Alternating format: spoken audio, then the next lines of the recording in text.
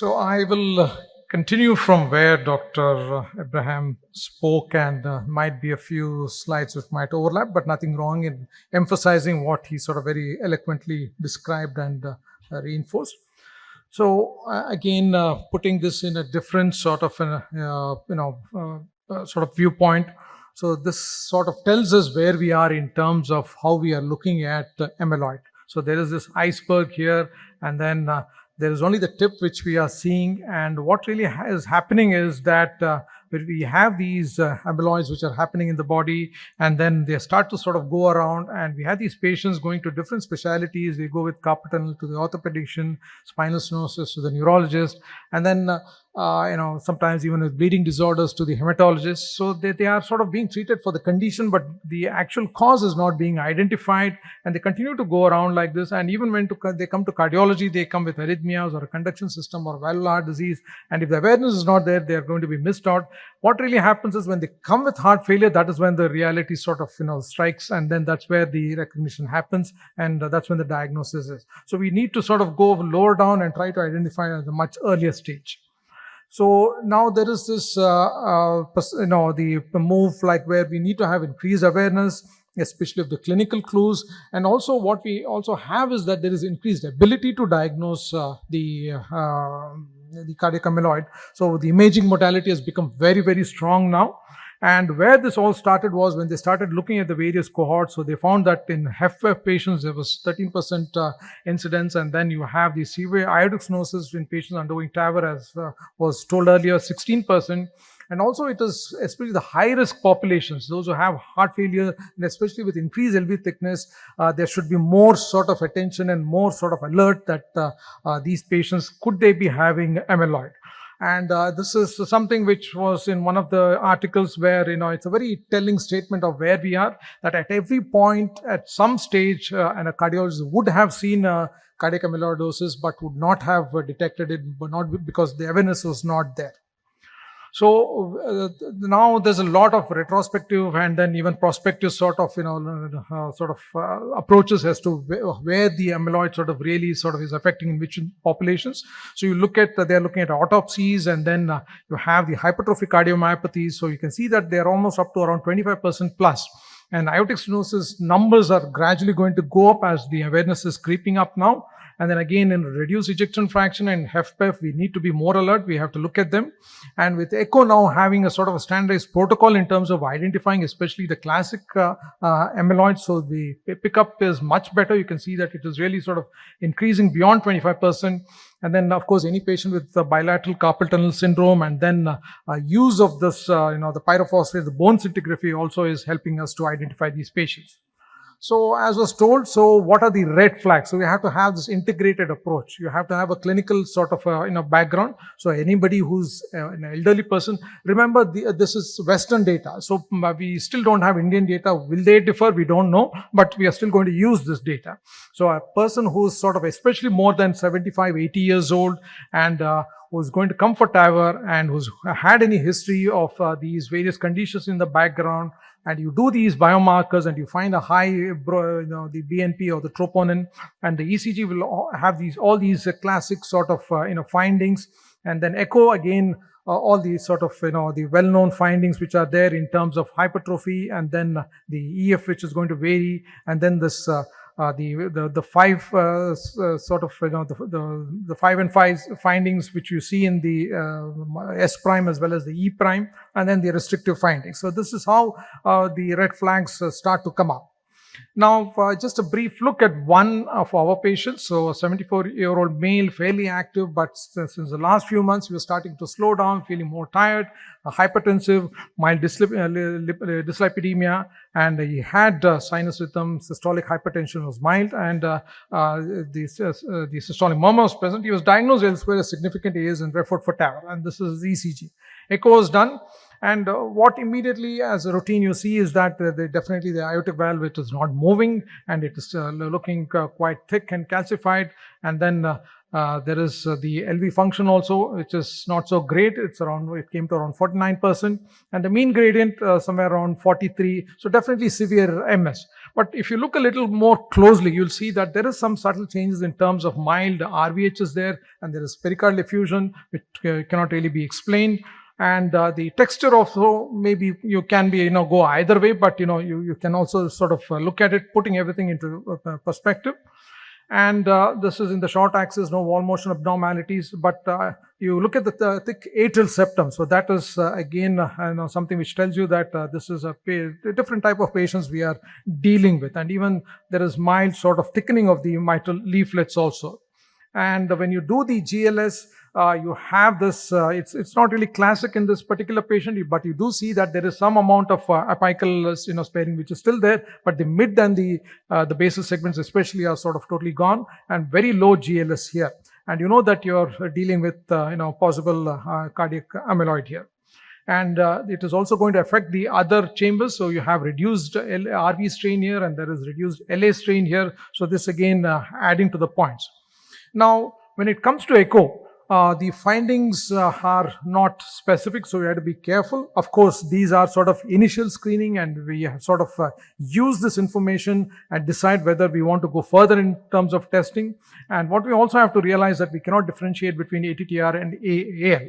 So this patient was investigated, and it's a question of what next to do with this. So let's look at some, what the literature says, what the data says. So I'm going to run through a few sort of, data which the literature provides. So this is prevalence. So these are, again, there are any number of tables now, a lot of interest. You see a lot of meta-analysis. Many groups are getting in and trying to do the meta-analysis of huge tables, which runs into many sort of, studies which are being done. This is just one which I picked up, and you can see that the first study is around 2012, but after that you see that there are a lot of studies from 2016 onwards. So who are these patients they are looking at? So the TAVR patients and then the SAVR patients, and also patients are coming to cardiac MRI also. And then the diagnostic approach. So some have used histology, some have used the bone scans, and one in this particular study, they have used the late enhancement. And then this ATTRACT-A study, which is a UK-based study, is the one which is sort of, a lot of people are looking forward to the data. So where they are sort of doing it in a very comprehensive way. They're looking at echo, bone scan, cardiac CT, CMR, and even biopsy also. And then the other one is the Cartesian. So the prevalence is sort of variable, again, from anywhere from 4% to around 30%. So these are again, the older data. And again, you can see that the males are, quite high, and then the age group also is quite high. So what about the outcome itself? Very limited data as far as the recent literature is concerned, but again, now data is coming in as more and more studies are being sort of looked into. So again, small numbers, again, the same thing, you have males here, and it is the TTR type which is there, and then you can see that they are sort of, more of the TAVR and sort of the SAVR also. The medical treatment they have looked at, and then the 30-day mortality, late mortality. So these are sort of, comparisons that they are looking at. So let us look at one study which looked at the prevalence and the phenotype. So this, they looked at the group undergoing TAVR, and these were elderly patients with severe symptoms, and they performed the pyrophosphate scan, and then additionally they did the transthoracic echo in the speckle. So what they found was that the ATTR patients had a higher hypertrophy. So that we know on echo, so they have very thick sort of left ventricular walls. And again, what I showed you in the earlier slide, so they've integrated this, and they sort of had this group where they looked at the kind of patients. So you have the clinical and the demographic sort of types. You have the older males and so on and so forth. And the ECG also, you have these classic changes, and then the echo findings also. And if you look at the big circles over there, it is the males which are more sort of affected. So the conclusion was that the number that came was 16%. That was the prevalence. And then they came up with a phenotype also. So low flow, low gradient with mildly reduced ejection fraction. So this was the phenotype. And then the tissue Doppler of 5-6 centimeters was a cutoff. Now, In terms of Indian data, so this is again another interesting study which has come from AIMS, and they've done a small study in collaboration with, this is an ICMR study in collaboration with Yale University. So they looked at patients going in for surgery, and these are again older patients, and they did the pyrophosphate scan. And they also, what they decided was, they decided to take biopsy from the myocardium as well as the aortic valve. So they looked at, they eventually zeroed in on 46 patients, and what they found was a different type of picture. So here, the myocardium, the septum, none of them had amyloid deposits, but while the aortic valve showed amyloid deposits. So the question is, like, do Indian patients have a different sort of presentation? We don't know, but this is the finding. So the conclusion was, dual disease is not seen much in India, and it is more of isolated valvular amyloidosis. And this is just a picture of how they went about doing it. 70 patients screened, and some of them they had to exclude, and you have this Perugini score. So as the score keeps going up, more likelihood and more severe the amyloid is going to be. And then they had this tissue diagnosis of the congregate sort of looking very strong over there. And interestingly, out of 3 patients of the myocardial, the amyloidosis, 1 had death within 1 year. Now, what about the outcomes itself? So that is what is the main sort of crux of the thing, whether we should sort of, give these patients, aortic stenosis patients, the choice of TAVR. So this, again, they looked at whether, what about the outcomes itself, or whether it was going to be futile. So they looked at patients at 3 sites, and then they did the ATTR was diagnosed by another type of bone scan, the DPD, and then they did a biopsy also. So 400 patients, quite a good number. And then they found out of 448 patients were positive. And what they did was, they didn't tell the heart team what these patients were. So the heart team took a decision and sort of decided, like, so many numbers were going to go to TAVR, about 300, and some went to the surgical AVR, about 2.5%, and then medical management also. And they had a scoring system. So they had this carpal tunnel syndrome, which had a very high score of 3. And then you have this age, the troponin, and then the sinus rhythm, and then the bundle branch, and then the Sokolov index of around 1.9. And they had this area under the curve of around close to 0.8, and that's a good one. And again, the same slide showed earlier. So when it came to the aortic stenosis with medical treatment, with and without amyloidosis, they didn't do well. So they had a very sort of high mortality. But moment they were given the treatment of TAVR, the mortality came down. The survival sort of improved. So this was a very telling sort of curve, which shows that TAVR does make a difference in terms of reducing their mortality. And when they combined it with the partner 1B data, again showed that those who had medical treatment in the partner 1B data, again they had a very high sort of death, and in comparison with the other groups. So the conclusion was that the TAVR should not be withheld in these patients, though these patients had the worst clinical presentation and a trend towards worse prognosis. And as these data started to come out, so many of them started to go back and retrospectively. So this is again one small data, again the same thing, a surgical journal publication, small number, but again the same message that aortic valve replacement can be performed with low risk in these patients. And what about periprocedural mortality outcomes? So again, 200 patients here, and the mortality and periprocedural complications were similar to those with isolated aortic stenosis. And again, the message was TAVI should not be denied to patients with the amyloid aortic stenosis. So this is from the group, that same one which is doing the ATTRACT AS. So this again shows that the survival improves.